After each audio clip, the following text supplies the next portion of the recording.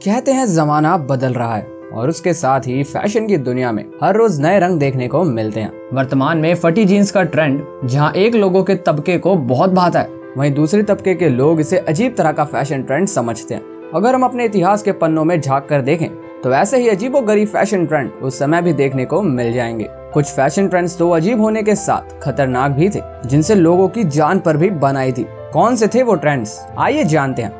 Video में बने रहें लास्ट तक, और अगर आपने अब तक हमारे चैनल को सब्सक्राइब नहीं किया तो अभी सब्सक्राइब कर दीजिए और बेल आइकन प्रेस कीजिए। कॉर्सेट, पतली कमर होना आज भी एक तरह से फैशन ट्रेंड है, जिसके लिए कुछ लोग अब भी अपने पेट पर कॉर्सेट बांधते हैं। लेकिन 16वीं शताब्दी के लोग पतली कमर के इस पागलपन को नेक्स्ट लेवल पर ले गए। उस समय कुछ यूरोपियन देशों में महिलाओं की कमर पर कॉर्सेट इतना ज्यादा टाइट बांधा जाता था कि उनकी बॉडी किसी गुड़िया की तरह दिखने लगती थी। इस अननेचुरल ट्रेंड की वजह से लड़कियों के इंटरनल ऑर्गन्स पर बहुत बुरा प्रभाव पड़ता था। वो कई तरह की बीमारियों का शिकार हो सकती थी और कई मामलों में तो कसकर बांधे गए कॉर्सेट से उनकी अंतड़ियां तक टूट जाती थी।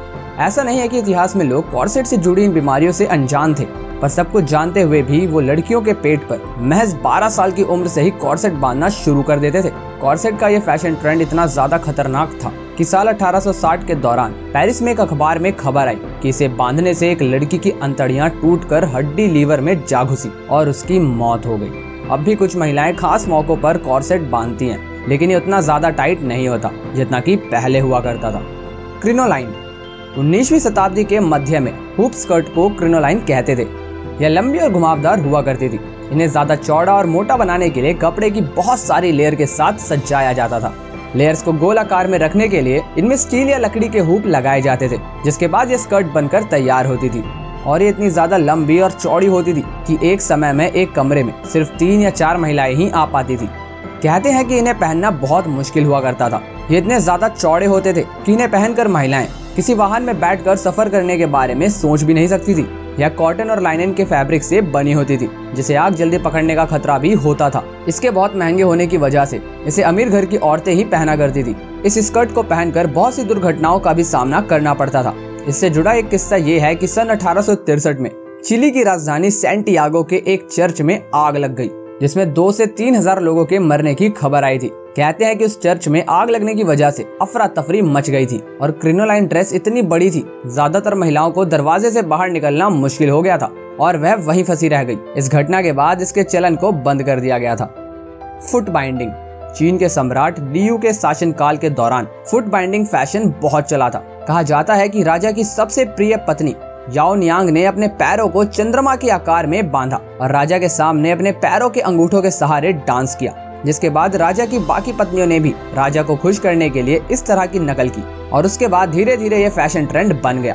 साउथ चीन में यह उच्च समाज और धन के प्रतीक के तौर पर देखा जाने लगा। पैर मोड़ने की इस प्रक्रिया में पैरों की हड्डियों को तोड़कर उन्हें आकार दिया जाता था। इस प्रक्रिया में मुश्किलें थी। इसे करते समय संक्रमण, गैंग्रीन और कई बार विकलांगता भी हो जाती थी। बाद में चीन में इस प्रक्रिया पर प्रतिबंध लगा दिया गया था।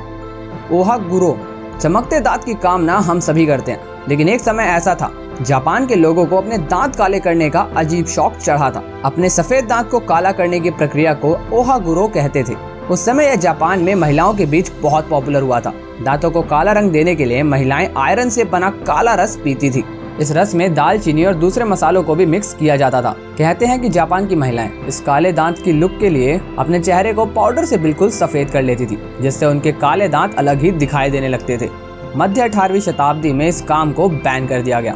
आप चाहे तो इसे अंधे होकर फैशन को फॉलो करने का परफेक्ट एग्जाम्पल कह सकते हैं। पूर्वजों के बाल धारण करना, लॉग होल मियाओ में रहने वाली एक छोटी सी आदिवासी जनजाति की महिलाएं अपने सिर पर तकरीबन 6 किलो के बालों का पहाड़ लिए घूमती हैं, ताकि वो अपने लोगों के बीच खूबसूरत दिख सकें। हालांकि बालों का यह पहाड़ उनके खुद के सिर की खेती नहीं है, बल्कि ये बाल उनके पूर्वजों के होते हैं। पीढ़ी दर पीढ़ी वो अपने बाल अपने बच्चियों को देते हैं, जिन्हें बांधने के लिए लकड़ी की डंडी के साथ इस्तेमाल किया जाता है और फिर ये सिर पर बालों से बने सींग की तरह दिखने लगते हैं। पुराने दौर में वहाँ की महिलाओं को हर दिन इसी तरह से रहना पड़ता था, लेकिन अब जवान महिलाएं और लड़कियां इन्हें सिर्फ विशेष अवसरों पर ही पहनती हैं। गले का आभूषण, बर्मा के कायन लोग लंबी गर्दन होने को सुंदरता का प्रतीक मानते हैं। ऐसे में वहाँ महिलाएं लंबी गर्दन करने के लिए गले में छल्ले पहनती हैं। इससे उनके गले पर इतना ज्यादा दबाव पड़ता है कि धीरे धीरे उनकी गर्दन काफी हद तक लंबी हो जाती है। इन छल्ले को पहनना बहुत ही दर्दनाक होता है। साथ ही इसे पहनने से महिलाओं का गला हमेशा के लिए वही आकार ले लेता है। अब तो वैसे इन्हें पहनना महिलाओं ने बहुत कम कर दिया है, लेकिन इन्हें देखने के लिए लोग बर्मा जाया करते हैं और इन महिलाओं के साथ फोटो क्लिक कराते हैं। बताते चलें, छल्ले पहनने वाली ये महिलाएं जिराफ वुमेन के नाम से भी मशहूर हैं। कि आज के ज़माने में कोई भी औरत इस तरह के गहने अपने गले में पहनना चाहेगी, लेकिन एक वक्त था जब बर्मा के लोग लंबी गर्दन होने को सुंदरता का प्रतीक मानते थे।